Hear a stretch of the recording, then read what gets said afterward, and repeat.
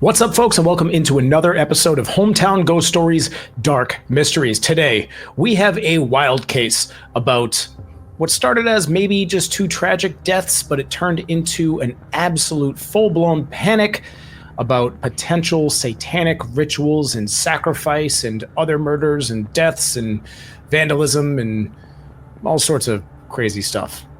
Stick around as we hop into this ever so wild story on this episode of Dark Mysteries.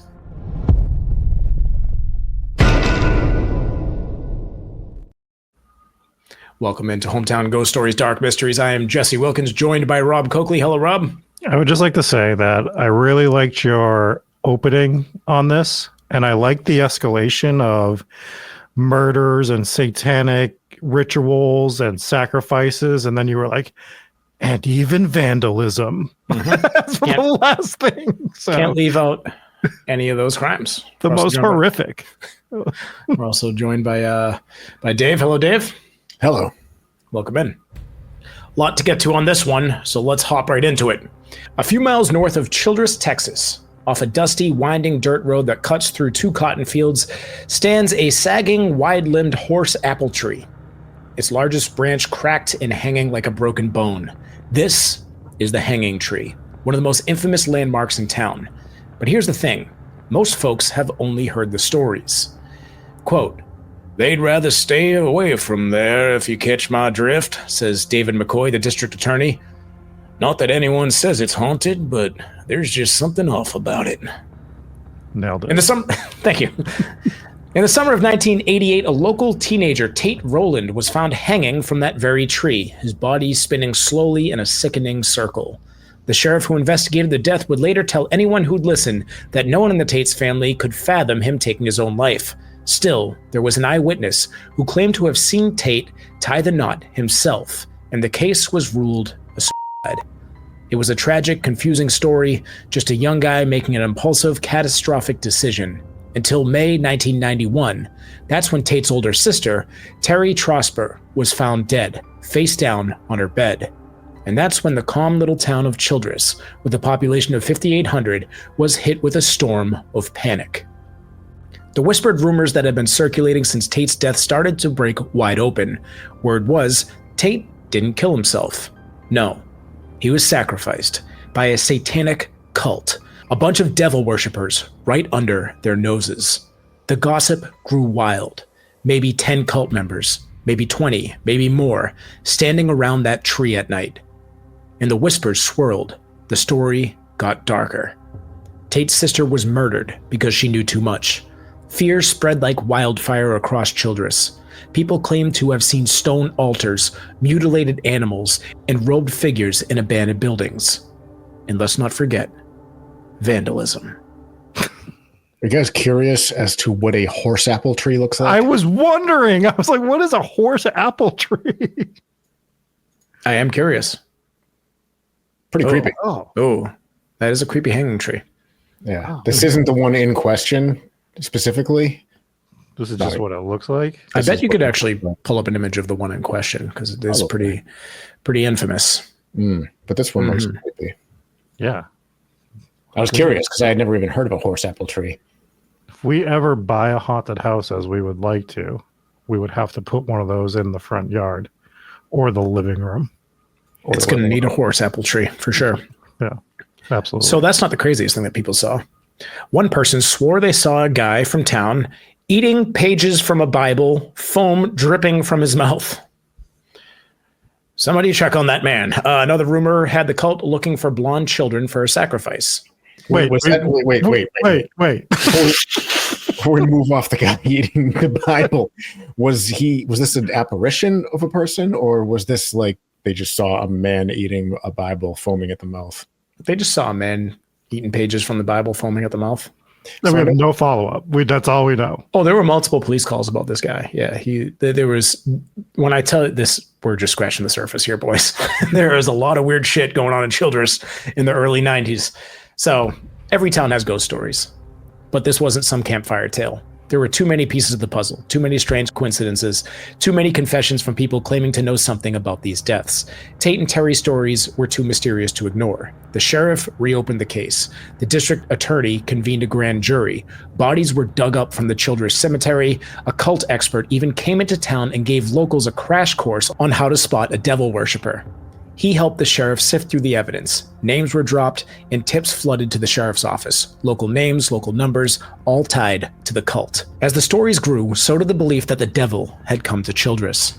For years, the Doomsday Crowd had warned that secret satanic groups were spreading across the heartland of America, luring kids in with sex, drugs, heavy metal, and Dungeons and Dragons. I mean, I know that was a thing. What? Yeah, I know that the order in which I wrote some of these things doesn't seem to be very, it doesn't really build. It kind of drops. Yeah. But I wrote it the way I wrote it. All right. The threat was real, they said. Some towns were more vulnerable than others, places like Childress, where things could be hidden in plain sight. Law enforcement had already been sending out bulletins to help local cops spot satanic rituals, and there was even talk about assigning specialized cult cops to every department. How do I become a cult cop? I want to become a cult cop. How do I do that? Yeah, it's gotta be like a specialized department, you know. Like a gang unit, basically, because cults could be considered a gang, right? I mean, the ATF was the one that went after the Branch Davidians, right? Right. Yeah. Experts warned that small towns were prime ground for these kinds of activities, perfect for cover-ups and secrecy. And the panic hit Childress with full force. The investigation became a witch hunt, consuming the whole town. But for some of the locals, it wasn't the cult that was the real threat. It was the power of gossip. They watched as fear took over, as common sense was drowned into an ocean of half-truths and whispered tales. When they looked back at everything that happened in Childress, they didn't see the devil exposed. They saw a modern-day witch hunt. So let's jump into the details. So in 1988, Tate Roland was 17. He was a good-looking kid, wild as hell. He was the kind of kid who'd blast his custom stereo in his blue Ford pickup truck, racing up and down the Childress Drag, hitting spots like My Tea-Burger and the 24-hour car wash. When he wasn't cruising around town, he'd head down to Paducah, which I probably pronounced wrong, to chase oil-rich girls. In Childress, says his buddy Bobby Reynolds, there's not much for a teenager to do but ride around, chase girls, and get into trouble. Now, Childress wasn't your typical sleepy, wild Texas town. It had a thriving hospital, a new state prison, and a reputation for being all-American, even if the local sheriff got caught selling weed. But like any small town, everything's up in your business. Everybody knew Tate, half the town liked him, half the town thought he needed a good punch in the mouth. He was a good-natured troublemaker with an easy grin, always looking for a fight, especially if somebody messed with his girlfriend, Karen Hackler. I did ask AI to draw me a picture of what a cult cop would look like. And I think it probably didn't nail it, is what I'm going to say, but I'll show it to you real quick. So that's the cult cop right there. Not great. Yeah, not good. For audio listeners, we have a very realistic drawing of a police officer. He's carrying a gun in the woods, and there are cowboys and squid monsters, strange creatures following him around. I like that image though. That looks like a show I would have watched as a kid. Yes, very silly cult.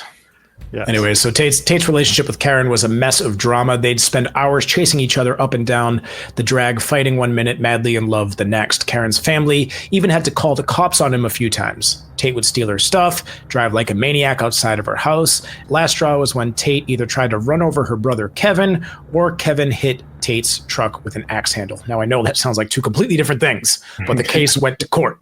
And both these guys were like, he tried to run me over. He's like, well, he hit my truck with an axe handle. And the grand jury's like, just go home.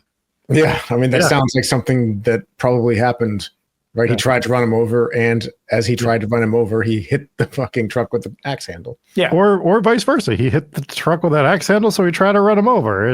I mean, all of this could be true. So I think this is more of a case of the courts being like, we don't have time for your bullshit. Figure it out. So small town justice has a way of cutting kids some slack. Otherwise, the courthouses would be drowning in dumb mistakes. So let's take January 1988. Tate gets busted for assault after Karen, his on-again, off-again girlfriend, says that he jumped the counter at Alsop's, where she worked nights, and he tried to choke her. The grand jury again heard the case, but during lunch, they spotted Tate and Karen hugging in the hallway, and they just dismissed the case because clearly, I don't know, things were all good between them. I don't know how that still gets you away with trying to choke her, but I mean, It looks like she probably would have dropped the charges if they asked. The 90s were a different time. Yeah. Still, things between Tate and the Hacklers were getting toxic. Not long after the Alsop's incident, Tate packs up and heads to Louisiana to stay with family. His dad, Jimmy, a railroad heavy equipment operator, had been warning him to stay clear of Karen and her family. He thought they were bad news. Meanwhile, the Hacklers claimed Jimmy himself was the real threat. The whole thing started to feel like a small-town drama. Then comes the kicker. Spring of 1988. Tate was still out of town, and Karen marries someone else. When Tate returns in the summer, he was rattled. He calls, he runs into her, maybe hoping for a second chance, but Karen says he mostly just wanted to vent. Friends say he seemed fine, mostly. One night, he tells his buddy Clifton that if he ever died, he'd want "He Stopped Loving Her Today" played at his funeral. Fast forward to July 26, 1988.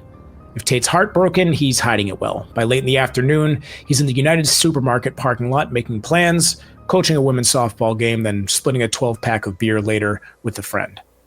Then, he and a younger buddy, Chad Johnston, get in a car and drive off. It's the last time that anyone sees Tate alive.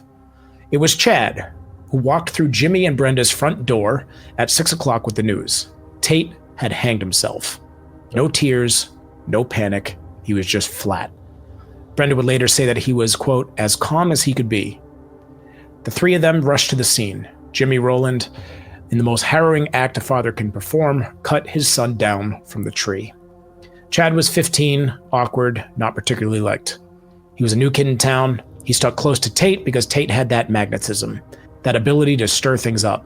First, Chad told the sheriff that he'd been hanging out in their usual spot, listening to music. Tate had a few beers, tossed a rope over the limb, and casually announced that he was going to hang himself. He told Chad where he wanted his funeral, and Chad thought it was a joke. Chad wandered off to ditch a beer can, and when he came back, Tate was dead. Maybe we don't wander off then. Maybe we let this play out even if we think it's a joke, just to make sure that's not going to happen. Yeah. Yep. So there was some problems here.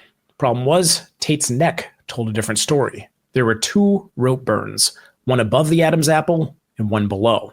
And that's not how hanging works. Gravity makes sure of that. So Tate was likely strangled first, then strung up to make it look like a That's kind of the going theory. So the way hanging works is there's always, if you're hanged properly, there's always just one burn mark. What if you're hanged improperly? Still one burn mark, but well, what if this is just common autopsy talk, is that there's never 2 rope burns from a hanging. Gravity isn't going to allow the rope to be here and then be here, I think, because of you leaning forward. But I don't know. I've done so few autopsies. So few. Yep. 2 days later, Chad had a new version. He changed his story. He said that Tate tried once and the rope broke. Then he said, I can't even kill myself.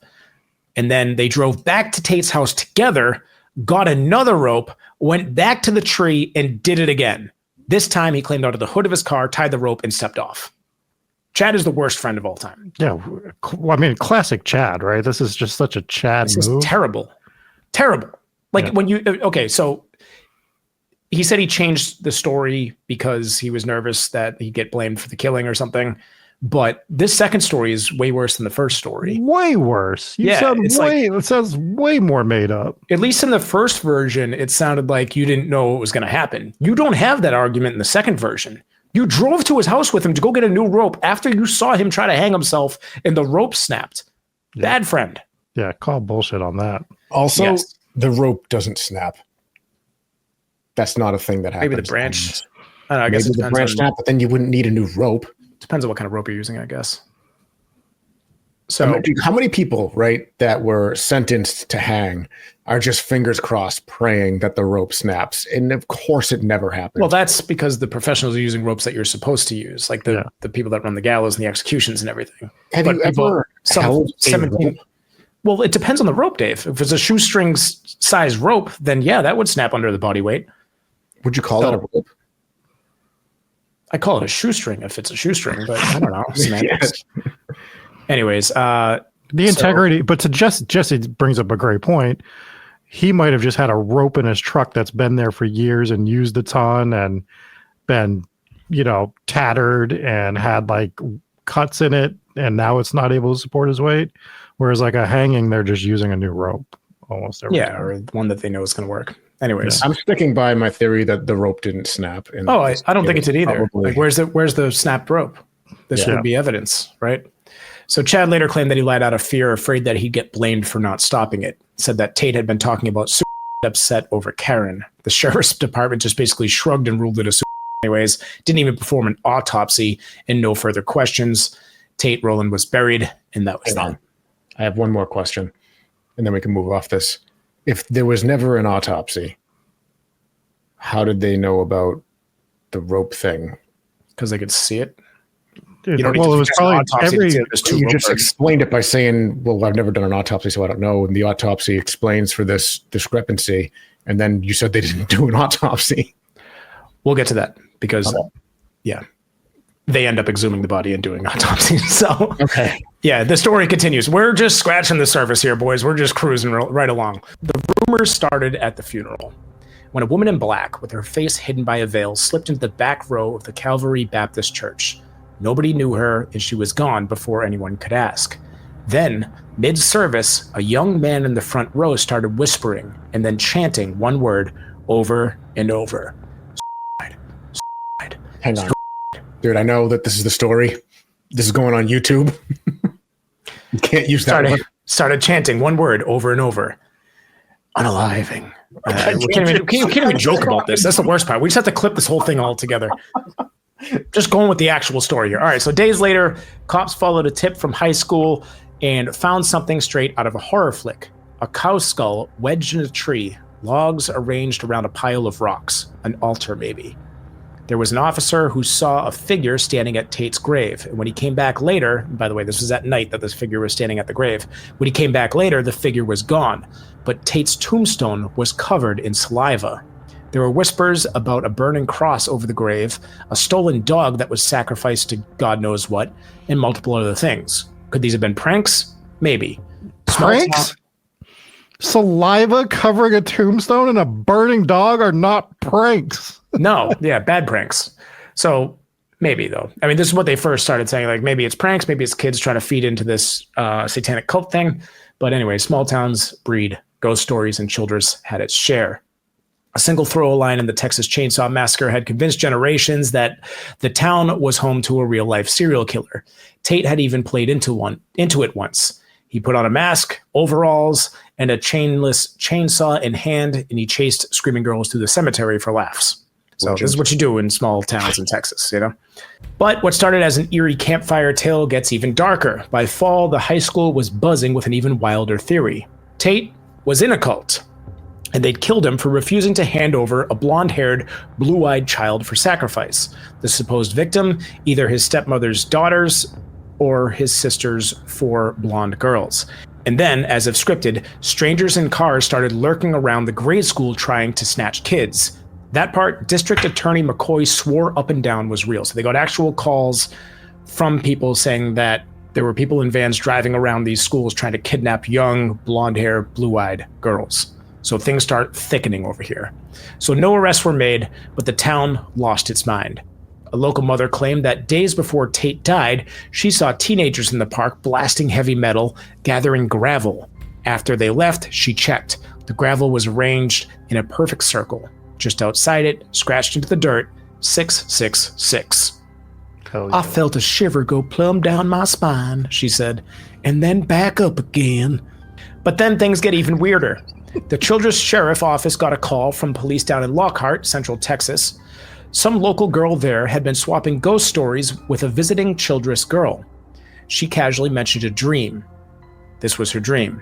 Some kid was hanged by a satanic cult. The cult, she claimed, met in an abandoned house with a red porch light in Kirkland, just east of Childress. Parents were in on it. A few years back, they supposedly ran down a kid with a car as some kind of ritual sacrifice. So this was the girl's dream. So cops looked into it, and sure enough, there had been a so-called haunted house with a red porch light in Kirkland until it mysteriously burnt down. And then they looked more into her dream story, and a couple years earlier, a 15-year-old dishwasher had been hit by a car and killed while walking home at night. Now, that could be a coincidence, but both of those things being true. This is also in like the infancy of the internet, so this wasn't really something that she could have looked up and just been like, I'm having this moment, here's my weird dream, and lied about it. It does seem like a weird moment of clairvoyance, and this just kind of adds fuel to the fire. Unless she happened to be the driver, and it wasn't a dream, and this was her way of admitting that she ran somebody over. Maybe. I feel like she was too young to be that person. I was going to say, I think she was too young. So then came Halloween night, 1988. The rumor mill was still working overtime. Word on the street was that a cult planned to dig up Tate's body, yank out his collarbone and pinky knuckle for some kind of a ritual. So naturally, So I had looked a little bit into that. I didn't include it because my script is unbelievably long already. It has some sort of meaning in the satanic ritual stuff, specifically the pinky bone. So you're going to be on a fucking watch list now. Shit like this. Yeah, I also looked up a chemical that comes into play later, and I was like, this is all the red flags. Yep. Anyway, so naturally a group of 8 teenagers thought this was the perfect excuse for a thrill ride. We figured it'd be fun, get some dates, go check it out. One of them... That's Jesse, by the way. So send all your hate mail to Hometown Ghost Stories. I think I'm crushing my Texas title it, Jesse... You are slandering the name of Texas, and then we will let him never respond to it because he does not respond to emails. I'm bad at that. So they all piled into a pickup truck and rolled through the cemetery towards Tate's grave. Then someone whispered, "It's like music." The driver killed the engine to listen. And then all of a sudden, he said, headlights turned on right where Tate's grave was supposed to be. Jesse Wilkins at hometownghoststories.com. Hate mail goes there. That is not an email address. That's not an actual email address. But send it there. You'll get the same amount of responses if you send it to the actual show one. So there was panic. He slammed the truck into reverse, his tires spitting gravel as they tore for the gates. Someone spotted pentagrams scrawled on the cemetery shed, and then they all started screaming. The headlights kept coming fast. People bailed out of the truck, jumping into their own cars and sped off in every direction. The driver, white-knuckling the wheel, gunned it towards town. The headlights followed him all the way to the courthouse before blinking out. Ray Wilkes, 15 at the time, wild, always up to no good. He got busted for stealing a car and plowing it into a utility pole drunk off his ass. While being booked, he allegedly muttered something about being in a satanic cult. He said the cult was there when Tate died. One cop later described his voice that night as very spooky. Ray, now grown, denies it all. "I don't remember saying anything. I was too drunk." But the damage was done. The town started looking sideways at the Wilkes family. The Wilkes weren't exactly model citizens. D.A. McCoy called them a bunch of outlaws. The father, Frank Wilkes, this family, their names are a little too close to our family names. But anyways, the father, Frank Wilkes, a grizzled out-of-work carpenter, and 2 of his 4 sons had rap sheets. Fuck you, Rob. So the Wilkes, damn it. It doesn't get better. It doesn't get better from here. The father, Frank Wilkes. For those of you wondering why this is hilarious, it's because our last name is Wilkins. Our dad's name is Frank. There are 4 of us. And the 2 of us that would be scumbags would probably be me and Dave. You know, I don't know. Anyways, the father, Frank Wilkes, a grizzled out-of-work carpenter, and 2 of his 4 sons had rap sheets. Could they be in a cult? And what about the spray-painted words on the back of their rundown house? Something had been hastily covered up, but not before people got a look. People swore that painted on their house, it said "The Devil's Den" or "We Worship the Devil." You're not really hiding it well if you spray paint it on the back of your house. Frank just laughed about this and he said, "Oh hell, Ray was trying to impress some girl, Letty. He wrote, 'I love Letty' on the damn wall. I told him to paint over it, and now people think it says 'I love the devil.'" What? As for the night of Tate's death, Frank swore his sons had alibis. Sometimes illiterate people just assume everybody else is also illiterate. Yes. Judging by my reading of this so far, I am one of them. As for the night of Tate's death, Frank swore that his sons had all right alibis. Darwin was in jail, and Ray was locked up in juvie, he said proudly. Best alibis you can get. Didn't matter.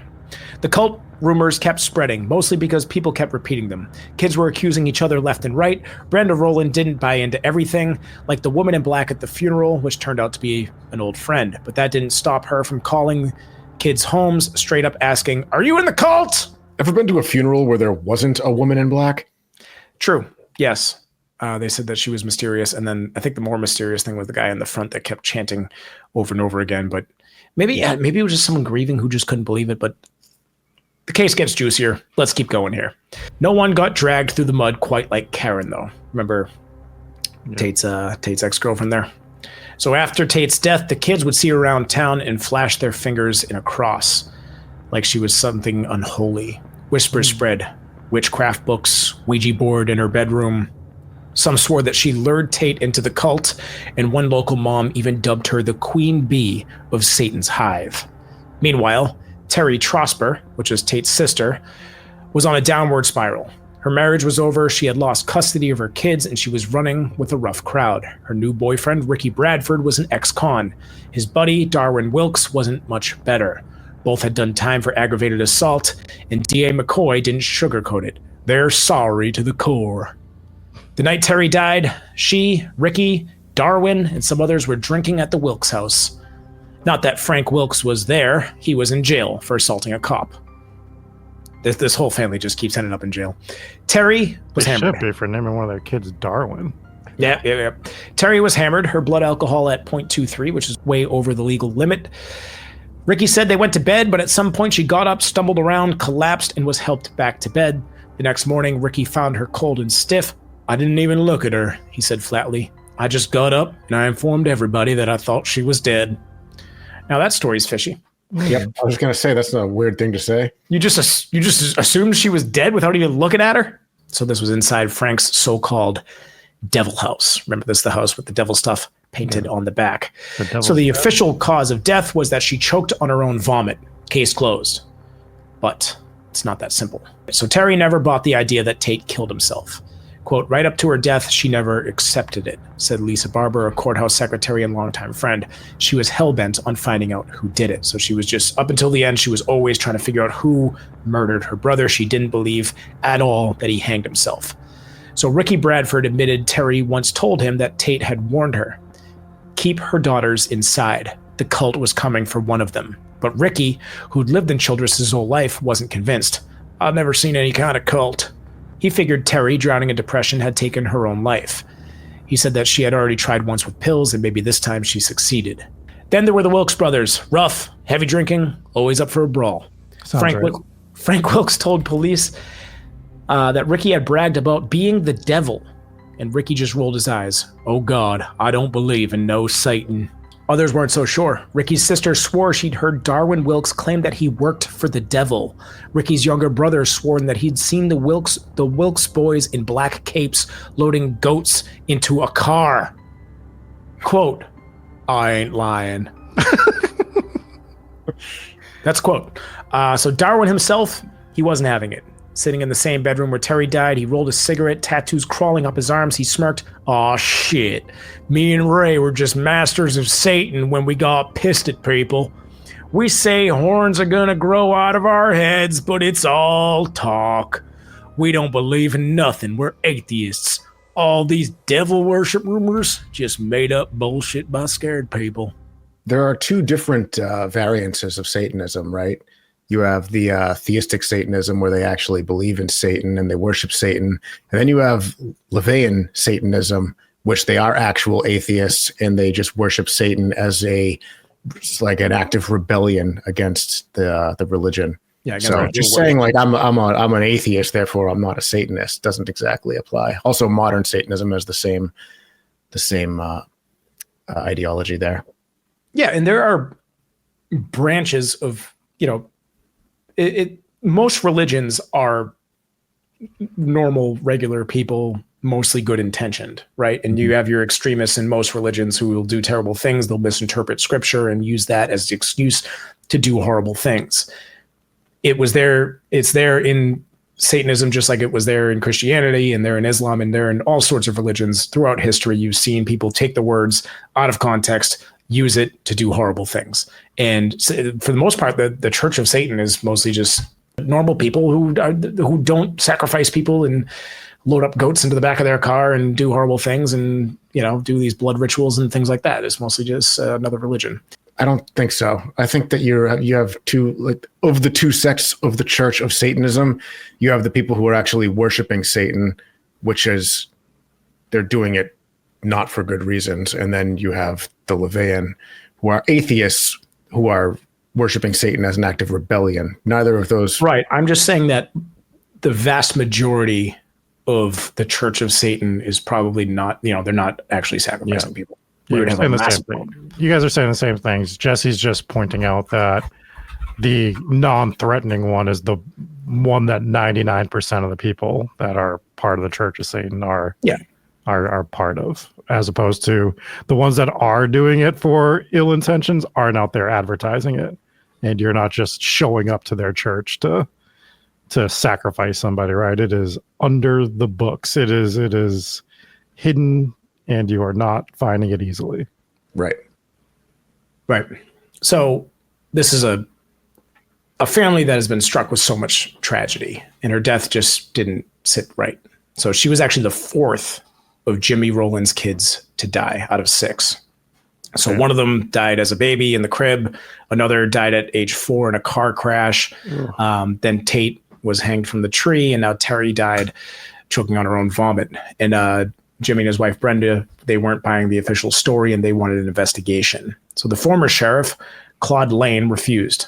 He just was saying Tate's death was a case closed, which of course only fueled more rumors. Maybe the sheriff himself was part of the cult, and maybe it was all a cover-up. Then Sheriff Lane got busted, as I mentioned earlier, for dealing weed. And just like that, the case was back open because the new guy, Sheriff Reese Bowen, who was tall, redheaded, and straight-backed, that's how they describe him, along with his young deputy, Kevin Overstreet, they started digging into the case. Overstreet went down to Lockhart to check the whole girl had a dream about a satanic murder story. And then another twist, because of course, there was another twist. A few weeks after Terry's death, Darwin Wilkes tried to kill himself. So he downed 25 to 30 Elavil pills. These are like elevator pills? Elavil. So it's a medication. It can be used for like antidepressants, but it can also be used to like sedate people. So it's not really like a party drug per se. So it's, but I'm sure if you take 25 to 30 of any kind of pill, really, it's going to do some damage. And he left a note. Use a sedative as an antidepressant? That seems weird. I don't know. But when I Googled Elavil, it said antidepressant. And when I listened to a bunch of sources on this, they were saying that it can be used if you use a bunch of them to sedate people. So I don't know. I mean, he said a bunch of them. And also because sometimes medication does the reverse to certain people that it does to others, right? Right. But even this one, the reason that it's not really like a party drug from what I've heard and what I've researched on this is like when you take it, you don't really feel anything. So it's not like, these uppers or downers that are going to make you like feel the impact of that drug. So it's not really like a drug that people commonly use, but down 25 to 30 of them and you could die from it. So he left a note, and this was a brutal one, or a very important one to the case. It says, "I know something the cops don't. I know who killed Terry. I can't live anymore." So was this a confession, a clue? Who knows? But when he woke up, he claimed that he didn't remember writing it because he didn't die from this. So he woke up, he's like, "Oh shit, no, I didn't write that. I don't know anything about that." So he said he didn't know a damn thing about who killed her, and the sheriff wanted a lie detector test. So I had heard from some sources that at first he failed the lie detector test, and then later on he passed the lie detector test. Either way, he skipped town and went to Dallas after. So meanwhile, Dr. Sparks Dr. Sparks Veazey, who was a forensic pathologist from Amarillo, joined the case. This doctor said that they should have autopsied Tate's brother years ago. And looking at the rope burns on his neck, he wondered, was he strangled first, then hanged? So he's asking the important questions that should have been asked from the beginning. Fear me, I don't know if Dr. Sparks is a man or woman. So 3 years after... His first name is Bubba. Oh, yes. So 3 years after Tate went into the ground, they dug him up to look at his body again.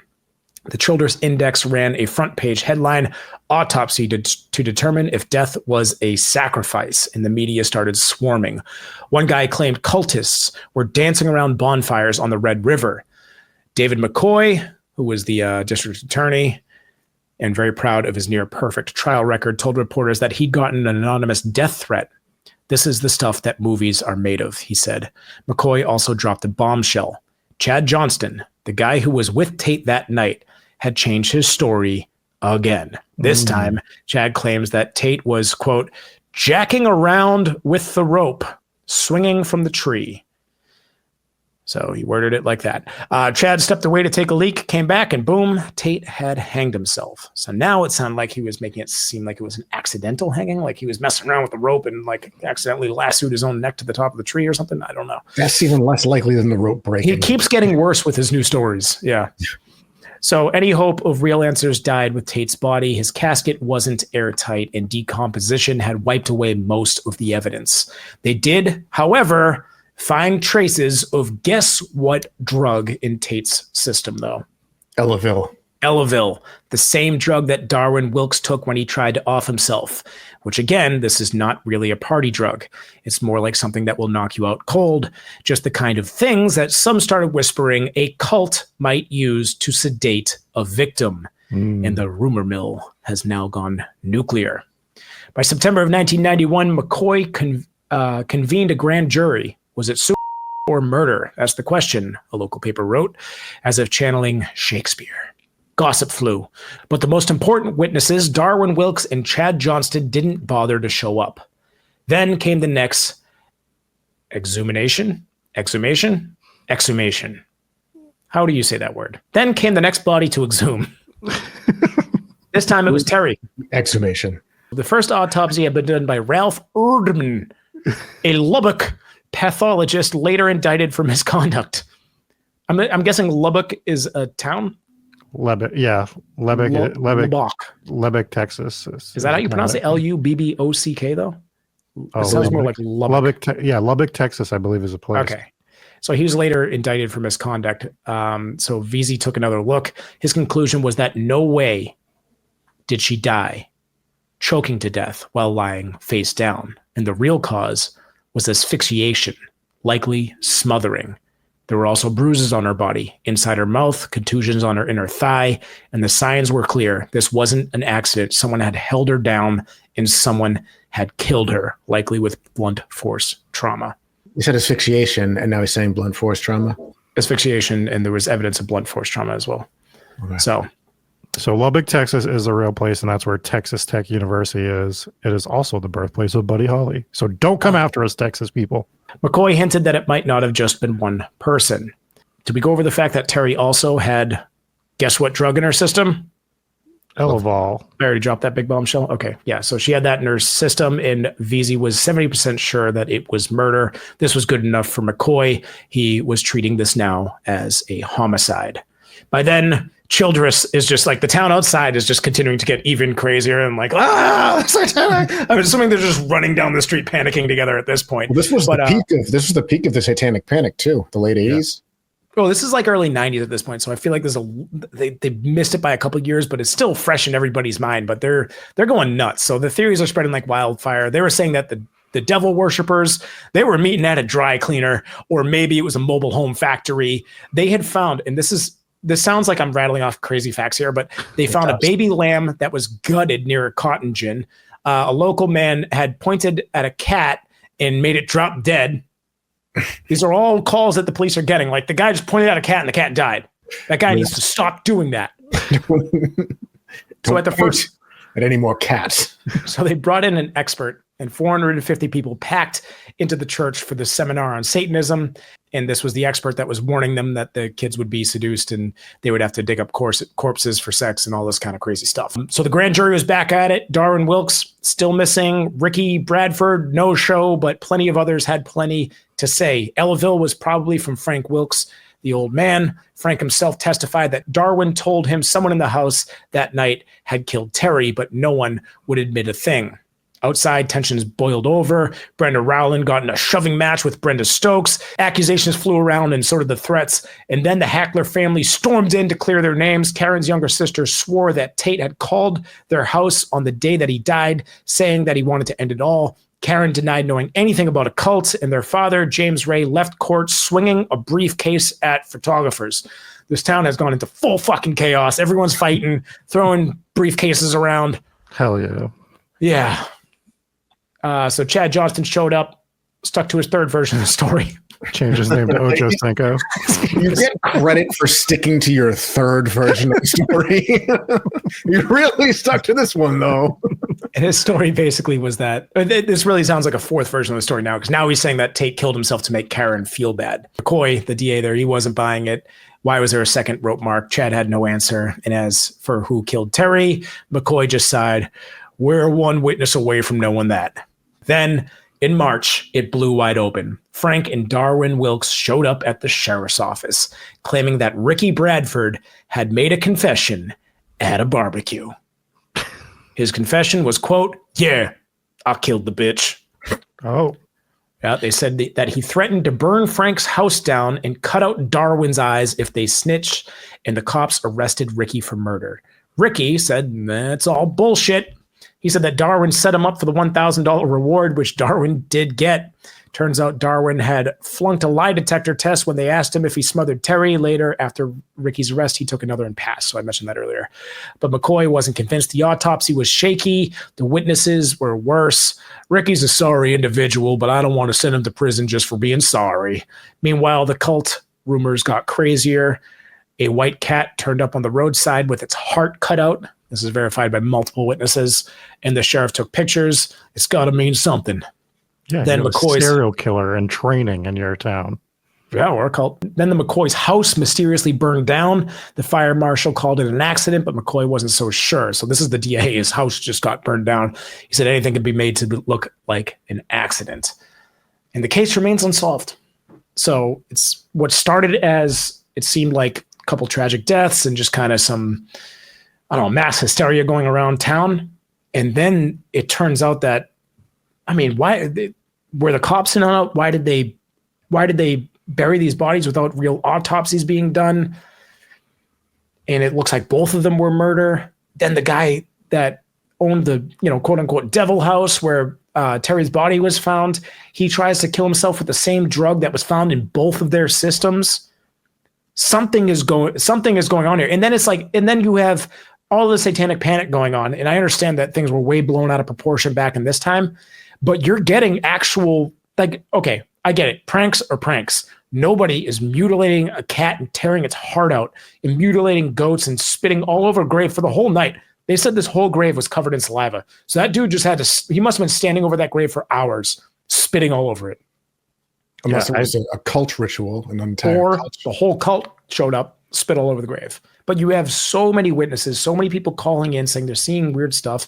Get the guy eating pages out of a Bible, foaming at the mouth. Forgot about that guy. There's a lot of crazy ago. shit going on in one story here. Yeah, so absolutely wild. Let me get your thoughts on this case, because that was a lot of me just reading from the script. This is running a little long. Yeah. What are your thoughts? I think that it was probably not like a legitimate satanic cult. I think it was probably a lot of delinquent teenagers that like to spray paint 666 on things. They thought the devil thing was kind of cool. They're coming off the satanic panic and they're doing delinquent things, doing drugs, and people are getting killed.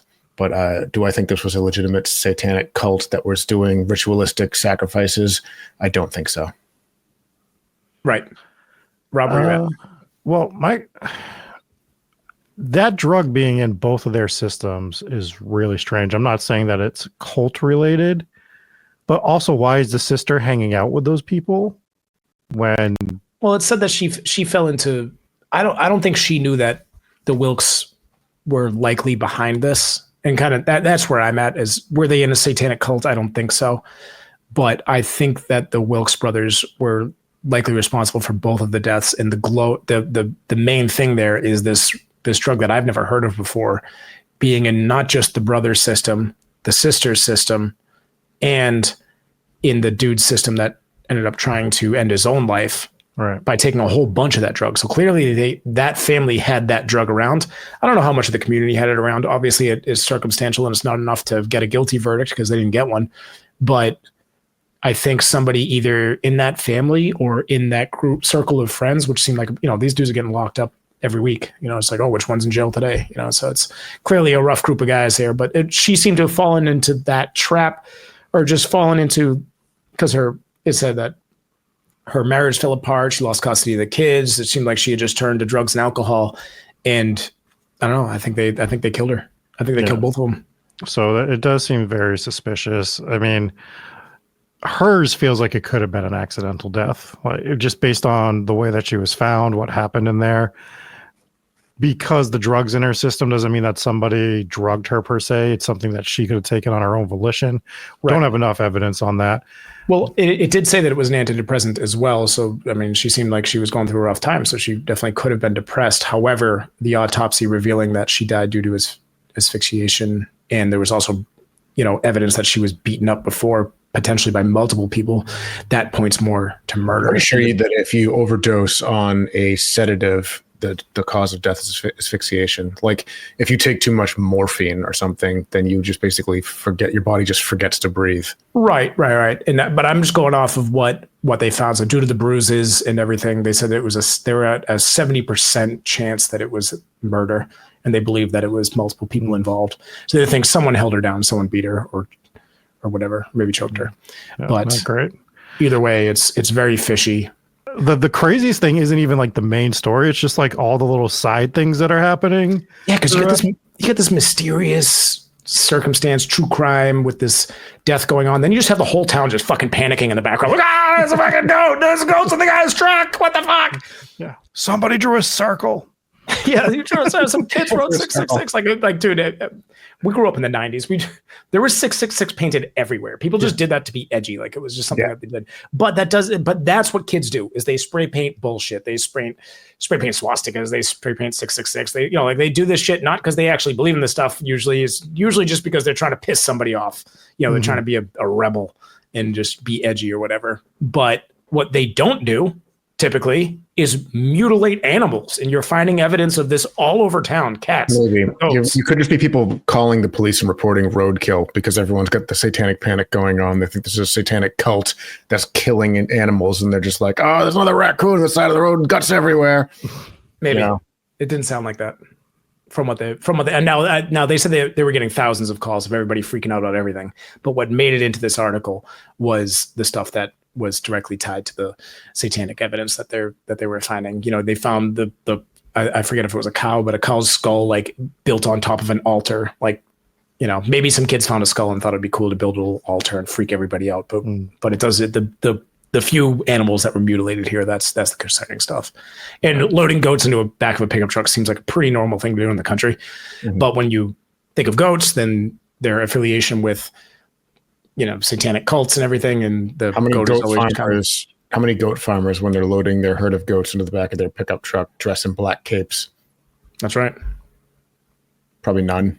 Yeah, and how many of them play Dungeons and Dragons with their goats? These are red flags. Yeah, gotta find those guys. Well, anyways, let us know what you think. I know this could have not only been like a regular full-length episode, but this probably could have been a multi-part episode because it just kept going and going and going, and I couldn't leave any of these details out because they were all really juicy details. So it's a tragic story about the brother and the sister that passed away. Rough for those parents, man. They lost 4 kids, 4 out of 6. Crazy. That is brutal. So that sucks. Wasn't even that long ago either. So tough story, but very mysterious one. And what do you think? Did this have something to do with satanic rituals? I feel like there's a little bit too much evidence to ignore, but I don't think these were just too, in an accidental death. I don't think so at all. I think due to the evidence and the connecting the dots and the crowd that they were surrounded by, I think Chad is guilty as fuck. Everyone's giving Chad a pass in the story. Chad, who keeps changing the story. Chad killed that dude. Yeah. But Chad is guilty by his name alone. Yeah, but you're just guilty if you're Chad. Was this Chad's initiation into the cult? And was he given the Eleville or whatever that stuff is to sedate Tate and then strangle him, and then he hanged him to make it look like a head? Those are the possibilities there. God, if you say that word one more time. I hope you guys enjoyed the fucking final episode of Hometown Ghost Stories. Am I beeping out every one of these? I don't know. This episode will be up in 3 years. You should. Yeah. So we'll see. Anyways, let us know what you think in the comments, and we'll see you guys on Tuesday for another live episode of Hometown Ghost Stories. See you. Peace.